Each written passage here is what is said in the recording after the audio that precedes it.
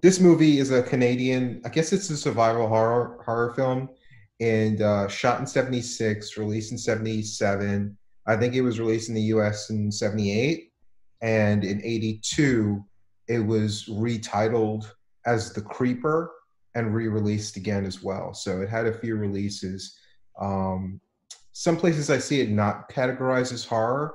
I think the intention, at least like when I first started watching this, I think that someone saw Deliverance in '72 and said, "Hey, we can do like a version of that ourselves in Canada, eh?" And they did their own version of it, it seemed like. Yeah, I think that's, Deliverance is the obvious comparison. I think probably there was some influence there. I think it's hard to imagine that there wasn't, but I think they are different. They each tell their own story, and um, for me, I have a relationship with this movie that goes back to when I was, I don't know, 12 or 13 or something like that.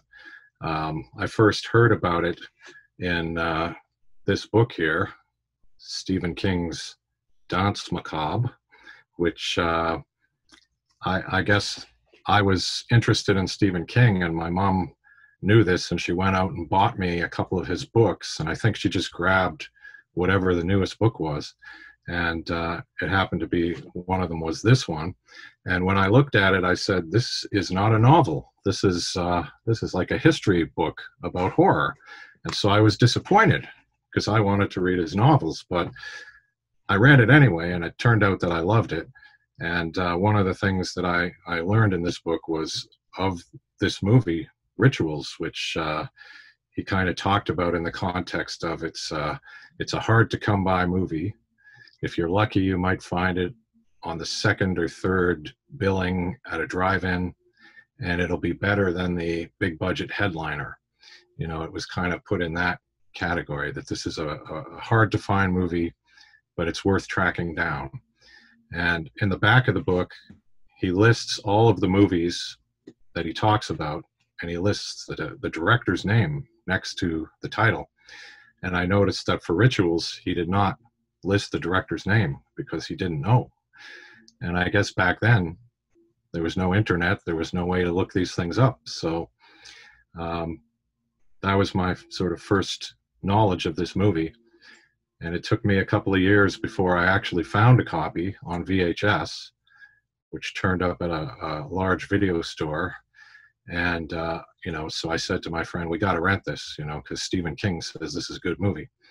And I was excited because I thought, I'm going to find out who the director is, and then I'm going to write to Stephen King, and I'm going to tell him the name of the director, and then he can update the book. But of course, I never did that. I never got around to writing to Stephen King. But anyway, we liked the movie, and, we thought it was really good. We'd seen Deliverance, and we saw the comparison there, but we thought this movie was its own thing and closer to a horror film in a way than Deliverance. I think closer to a slasher film, even though it kind of predates the slasher genre by a year or two. So what year was it that you actually ended up seeing it? I think it must have been around 84, 85, something like that. Okay. And then, we rented it, of course. We returned it to the store, and it disappeared. And I did not see it again until I found a different VHS copy for sale in a bargain bin, probably 10 years later. I bought it, and I was disappointed to discover that that was the censored version of the movie. There were two different VHS releases, and the one we originally saw was the uncut, and I think it was the Canadian release. And then the American VHS, for some reason, was the TV print. Maybe it was censored. So I still enjoyed it. I still thought it was a good movie, but I spent years wanting to track down that uncut version. And thankfully, finally, Code Red Video put out the DVD, which is the uncut print, and it also has some nice extras. So I finally have the complete movie in my collection after I don't know how many years of wanting that. Nice, nice. I actually never heard of the movie until like maybe a few months ago, and the first time I saw it was for this review, which was last night. So Wow. yeah, yeah, it did. We're definitely coming at it from two different perspectives. I definitely Absolutely. I enjoyed the movie. It didn't really start off well for me because the first thing I'm thinking, oh, this is just like Deliverance ripoff. And I love Deliverance. John Borman, I think, is an amazing director. My favorite filmmaker actually is Stanley Kubrick. And Borman was talking about this time where he, like, you know, people think that Kubrick is this like really elusive guy and doesn't really talk much, but he was saying Stanley Kubrick called him up and said he saw Deliverance and he loved it. And they had this really long conversation. I was like, that endeared me to Borman even more. And he did an Excalibur movie, I think, as well. That Hmm. that was just like my favorite, at least on-screen interpretation of that film as well. So I was like, yeah, I'm a little bit defensive of like, you know, uh, of Deliverance. I wasn't really warming up to it too much. And they had five characters that were following instead of four. They were too similar in certain ways, as far as like they all had the same profession. They're all white. They're all middle aged. They all kind of looked a little too similar for actors that you didn't know. Like, you know, there wasn't like one that was extremely handsome or one that was like obese or one that was completely bald. So during their conversations to start off the movie, it was hard for me to keep track. Okay, which one's this guy? Which one's that guy? And it really reminds you like having characters that look a little bit more diverse really helps, especially like if you're following like so many main characters to start the movie off with. I got over that eventually, but like the first 10, 15 minutes of the movie where it's just them bickering back and forth in the woods and you're trying to keep track of who's who, kind of like it kind of was hard for me to engage initially. Did you have any issue with that at all? No, I don't think I did. For one thing, I knew Hal Holbrook. I'd always been a fan of Hal Holbrook. I think I'd seen him in movies like The Fog, John Carpenter, and Creep Show, maybe the slasher film Girls' Night Out, and probably even Magnum Force, the Dirty Harry film.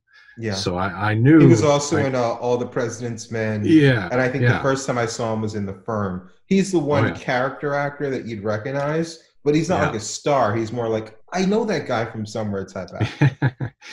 Yeah, well, I definitely knew who he was, and I always liked him. And oddly enough, I didn't really know who Lawrence Dane was, the guy who plays Mitzi, I think. But I felt like I should know him because I was watching the movie and thinking, this guy is familiar to me, and I thought he was really good. And then at the end of the movie, they listed him as the producer. And so I thought, oh, okay, so he's the producer of the film. But that was all I really knew prior to, again, the internet and being able to look people up on the IMDb. But of course, he's a guy who's been in tons of stuff, including old TV shows like Mission Impossible, but also movies I would have known like Scanners and The Clown Murders, Happy Birthday to Me. So, you know, he was somebody I didn't really know who he was, but I kind of felt that I recognized him. And I think the other guys were a little bit less so, but I think I still kind of had seen them in things. And so I, you know, maybe being Canadian and having watched Canadian TV shows, I kind of recognized them without really knowing who they were. So I don't think I had that issue of not knowing who was who, although I do have that issue when I watch a lot of films. So I agree completely that I don't know why when they cast movies they'll cast two women with long blonde hair. You know, why not one with dark hair and one with blonde hair or something, you know? Yeah, So yeah. so yes, I know how that can be a factor, but I don't think it was for me in this particular case. And here I am taking shots at Canada and Canadians, and then you said you're Canadian. It's like awkward. Thank goodness I didn't say anything too disparaging. But yeah, like I said, initially it was hard for me to get into it. But once I was able to, keep track of who's who, and once they kind of started thinning out the herd a little bit, it got easier to follow, and I got more and more into the movie as it went on. But so these guys, they go off in the woods, and just like a buddy type trip. It kind of reminded me of some of the buddies I have. Like, I'm not in that phase of my life where I really hang out that much. Uh, COVID notwithstanding, obviously no one's hanging out that much right now anyway. But I did have different phases in my life where it was just like, hey, hanging out with the fellas. And there would always be a lot of bickering. There'd be a lot of dick measuring and pissing contest type, conversations where we'd be taking shots at each other. So while I wasn't necessarily that into those scenes, I was like, it was very grounded. It was very realistic. And I think that helped because this is one of those type of movies where it's like, you kind of picture yourself in this situation, like what would I do type thing. And I think that's what survival horror depends on as well. It's just like the everyman type situation, and you picturing yourself in these scenarios. I agree. It does feel very real in a way, and I think that's part of what I like about this movie. That first of all, it's about adult characters. They're adults. They're doctors. So often, especially these days, you'll see nothing but teenagers or, maybe university age students.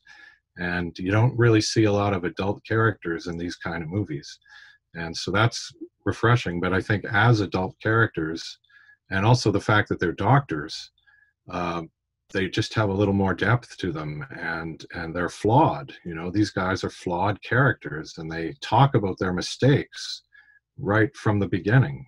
They talk about the pitfalls of being a doctor, and really Hal Holbrook's character is the one guy who seems to have a certain level of morality. He seems to be the guy who does not want to join the others in their money-making operations, the clinic where they're going to do penis enlargements or whatever it is that they're talking about. So, he's the one guy, he works somewhere, doesn't get paid well, from what the others say.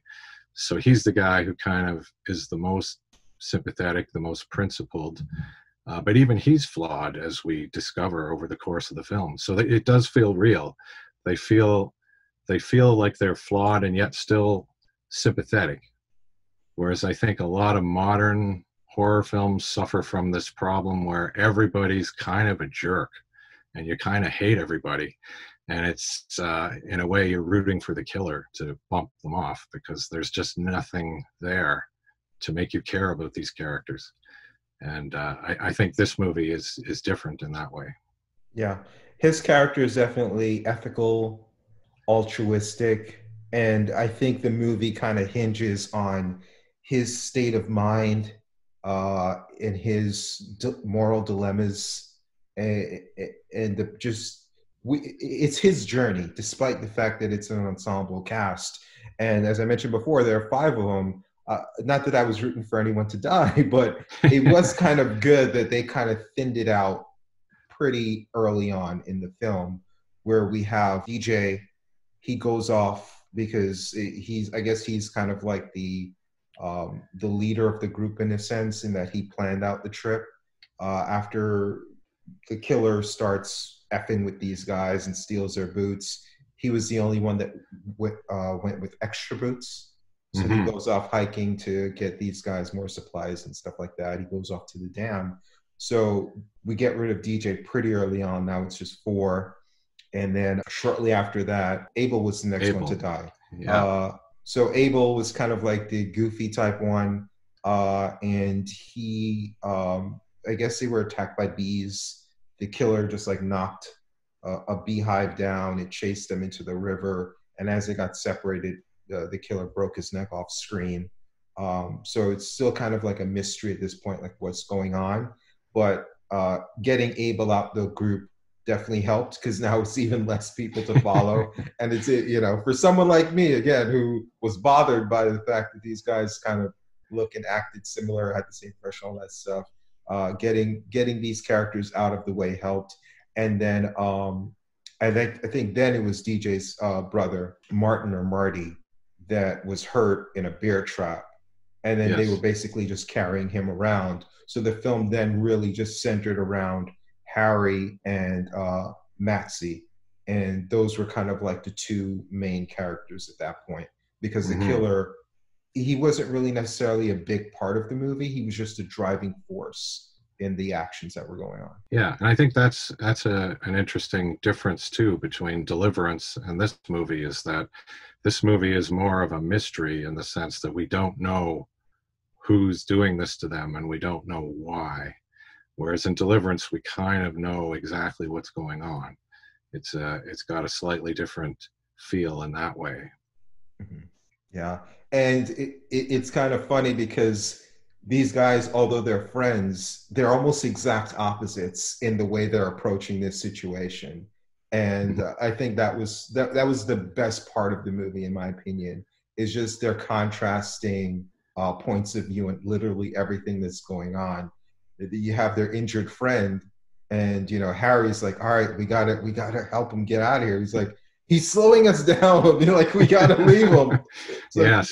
the constant, like the exact opposite reaction to literally everything going on they have. While Yeah. Harry's calm, Maxie's panicked, and Yeah. Harry's altruistic, Maxie's very selfish. So their battle with each other and with the elements, I think, was really, really a lot of fun. Yeah. Definitely. And I think once it does get down to those three characters, the one guy who's just on the stretcher and the other two, then it really does become a fairly intense, focused drama, between these guys and that struggle. And yes, I think that, the Lawrence Dane character, he's very much about, we got to cut this guy loose, and it sort of fits with his attitude about everything. He's kind of in it for himself. He wants to make money. He's not in it to really help people. So he's very quick to say, yeah, let's leave this guy because he's going to get us killed. Whereas Hal Holbrook is, of course, the principled one who's going to try and keep this guy alive at all costs, try to save his life. Yeah. During their bickering, there was one line that had me laughing out loud. So they're exhausted and they're carrying Martin around in this, like, makeshift stretcher. And Maxie's at the back, Harry's at the front. And he's like, "We got to switch sides." He's like, "Why? What are you doing?" He's like, "You carry his ass. It's too big." I'm paraphrasing, but essentially he's like, "This guy's got a fat ass. Like, you carry the back, I'll carry the front." He's like, "What difference does it make?" I can't see a goddamn thing back there now. How about letting me take the front for a while? His ass weighs a ton. Shot it in his front. Not as much as his ass. Ah, what difference does it make? It makes a hell of a difference. You try it back there for a while. They just drop their friend, like, right there on the ground and just start, like, bickering back and forth and arguing. I just thought that was hilarious. But yeah, that took up, like, the main part of the movie. I want to talk a little bit about the killer. So I read online that the initial intention was to not reveal who the killer was. And the killer, throughout the course of the film, was leaving some clues. Obviously, the title of the film, Rituals, they did name drop the title, which I always like in movies. It was like, "Hey, this is some kind of ritual." I didn't get the ritual part of it, but essentially, it's just like, from what I gather, you seem to be more familiar with this film than I am. It's someone from World War II, a soldier or something that was abandoned, and he, for some reason, wants to take it out on these guys because they're doctors. It looks like he was maybe hurt, burned, or disfigured during the war and discharged, or whatever. And for some reason, he decides, "All right, I'm going to take it out on these doctors." But it's never really stated, like, how he knew they were doctors, how much planning went into this, because it just seemed like some redneck in the cabin in the woods. So, like, how would he? But all the clues led up to you thinking that this is like some World War II. How did you interpret the killer, and maybe is there some things I got wrong about the character? No, I don't think you got anything wrong. I think he is a World War II veteran, and I think he was horribly injured. And I think that the doctors put him back together. And I think that there was something to do with the way the doctors maybe, mishandled the situation. They kept him alive, and he really wasn't functioning well. And I know when they see the x-rays, Hal Holbrook says, "What butcher did this?" And so I think there's a sense that he was butchered by doctors after the war, during the war. And since then, he's just been living as this kind of almost an animal in the woods, because he's so disfigured and, can't really function in normal society. So he finds out that these guys are doctors. And I think we have to, make a few assumptions there. I think he probably, because from the very first moment of the film, they are talking about being doctors, and they're talking about, come work with us at this clinic, do this, do that. So it's very clear that they're doctors. And if anybody was hanging around that little lodge or whatever that was where they first meet up, it wouldn't be hard to believe that someone would overhear that, oh, these guys are doctors. And then even when they're camping in the woods, they're still talking about the various, medical mistakes they've made or whatever. And so I think the idea is that he was lurking around and overheard them and realized they were doctors, and that this kind of pushed him over the edge. And it's maybe a little bit of a stretch in a way to think, okay, he's going to take it out on these doctors, but I've certainly seen crazier motivation in horror films, yeah. In slasher films. But yeah, it is kind of it's a little cryptic. It's not entirely clear, but I think that basically he finds out they're doctors, and presumably there have been other people who've come in here and gone on fishing trips, and he's never harmed them because they were just ordinary people. But something about these guys just kind of pushed him over the edge, and so he went after them. Mm-hmm. Yeah, I think that would make the most sense, is that he didn't pre-plan it. Like you said, he overheard them while they were already there, and this was something that he just did as he went on. He just, that makes sense. I thought it was kind of interesting with Harry's arc, because each friend dying changes him a little bit more. When his first friend dies, Abel, he is the first one to just really give up. He was kind of dejected. He's I think they were holding out some kind of hope that he'd be okay, and he was like, no, he's dead. We need to move on. He can't do anything about it. Couldn't we say something? Say what? He's dead. And then when they finally get to the dam with Martin, at this point,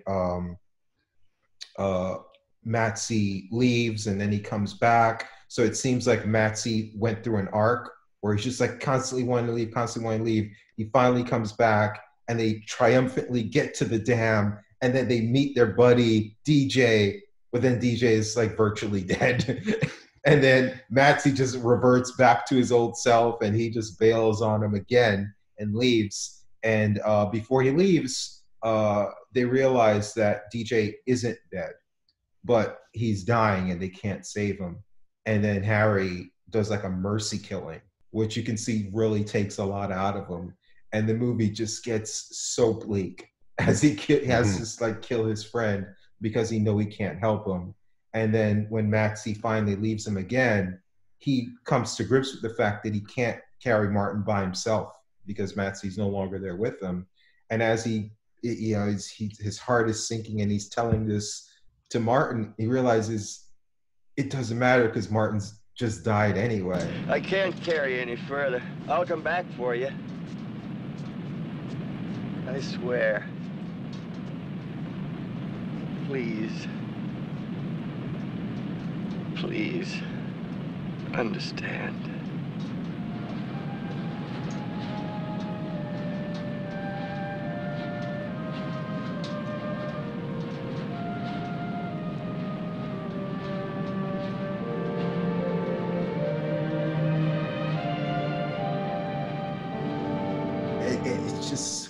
so bleak. I think that's another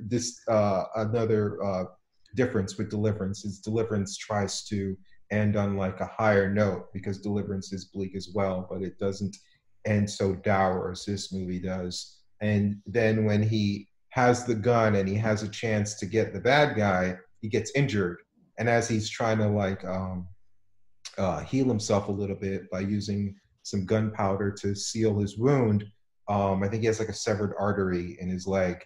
As he's doing that, his friend burns alive, Mitzi. So it's just like all these things just keep happening, you know? Even though he ends up killing the bad guy and living at the end, you don't feel good at the end of this movie. You feel like Harry in a way. Yeah, well, certainly, you know, I think that's the character Harry. He really goes on a journey, and I think that's where he kind of, when he has to perform the mercy killing, that's kind of the polar opposite of his character in a way, where he wants to keep people alive at all costs, and he's dragging around his other friend, you know, even though the odds of getting him out of there are incredibly slim. He's still trying to save the guy. But then in this situation, he finally realizes, I can't do it, you know, and he has to cross that line. And I think that in a way it almost breaks him, you know. He's almost I felt broken at the end of this. Yeah. And I think in a way, you know, that might be what motivates Mitzi to run away as well, is because, you know, he sees, you know, his friend has crossed this line and it's getting crazy. And I think that's part of it there. But yeah, the moment where he has to sort of tell the other guy that he has to leave him, I find that moment incredibly moving, you know, and especially when it's revealed the guy's already dead. So he didn't even hear those words. Yeah. There's something that I find very moving about that. Yeah, and they tried to tie it into his past as well, because I guess he abandoned his father, and his father died without him. So maybe that was part of his driving force of his character. So yeah. I thoroughly enjoyed this film. It didn't start off great for me. So anyone watching this in the first few minutes, you want to kind of give up on it, stick with it. I did. And I just thought it was a lot of fun. And I really enjoyed this one. Any final thoughts on the film? Well, I love it. You know, I as I said, I saw it. Well, first I read about it, then I saw it when I was pretty young, you know, and so I think for me, there's a lot of nostalgia tied up in it, but I do think that it is a good movie. I think it's quite a good movie. I think it's dark, and I think it's hard to look at a movie like this or Deliverance and kind of realize that, you know, this was fairly fresh at the time, and now we've seen a lot of other movies that kind of do this exact same story, right? Where there's people trapped or lost in the woods and they're being menaced by somebody, but it wasn't so overdone at the time, and I think you know, would have been quite something to see that back in the day when it first came out. But I think it also holds up today.